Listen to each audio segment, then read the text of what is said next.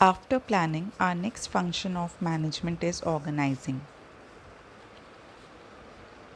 आई hope आपको planning की definition याद होगी, प्लानिंग का कॉन्सेप्ट याद होगा. Planning is deciding in advance what to do and how to do. Planning is related to thinking and less related to doing. Planning was more focused on thinking part. So abhi organizing mein we have to start working on the doing part. Planning में हमने organise objective set कर लिए. Now we have to start working towards it. We have to start getting into action. So in organizing, we bring together all the resources, that is men, material, machines and money. All those resources which are required for achievement of objectives and ensure proper arrangement of these resources. We can understand the concept of organizing better with the help of organizing process. So there are 4 steps in organizing process. First step is identification and division of work.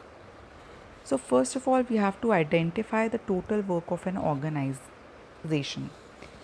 If we talk about school, what all work is going there? बहुत सारा काम चल रहा होता है school में. Classroom related work होता है, एग्ज़ाम रिलेटेड वर्क होता है, टाइम टेबल रिलेटेड वर्क होता है, स्पोर्ट्स रिलेटेड वर्क होता है, CCA रिलेटेड वर्क होता है. So first of all, we have identified the work of an organization. Then we have to divide the entire work into smaller parts. And why is this division of work important? क्या ये सारा काम एक teacher अकेले कर सकता है?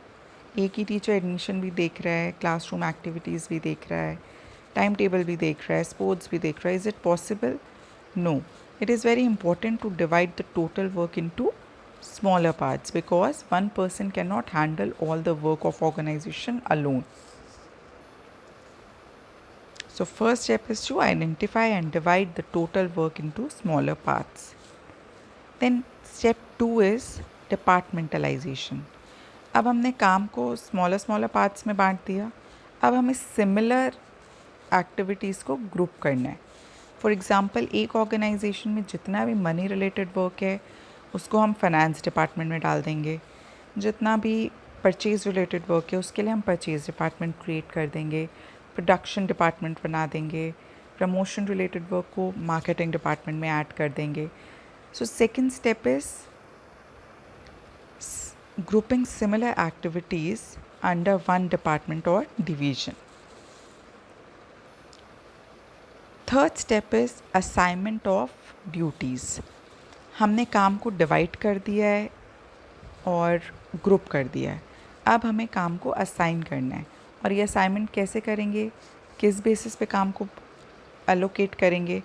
हमें जो लगेगा जिस एम्प्लॉयज़ के पास जिस फील्ड में ज़्यादा एक्सपीरियंस है, जिस फील्ड की क्वालिफ़िकेशन है, जो एबिलिटी है या जिस फील्ड में इंटरेस्ट है, हम उसको वो वाला काम देंगे. So in this steps, jobs are assigned to different employees as per their skills, abilities and competence. Last step, that is step 4 in organizing process, is establishing reporting relationships. हर organisation में एक नेटवर्क ऑफ रिलेशन होता है, एक structure of relation होता है, एक hierarchy होता है. फॉर एग्ज़ाम्पल, स्कूल में टीचर के ऊपर कौन होता है? Vice principal. वाइस प्रिंसिपल के ऊपर कौन होता है? प्रिंसिपल. ऐसे ही हर ऑर्गेनाइजेशन में एक हायरार्की फॉलो होती है. और ये हायरार्की इसलिए इम्पॉर्टेंट है ताकि सबको क्लैरिटी हो कि कौन किसका बॉस है, किससे ऑर्डर लेना है, हमें किसको ऑर्डर देना है, हमें किसको रिपोर्ट करना है, and so on. So I hope these 4 steps of organizing process are clear to you.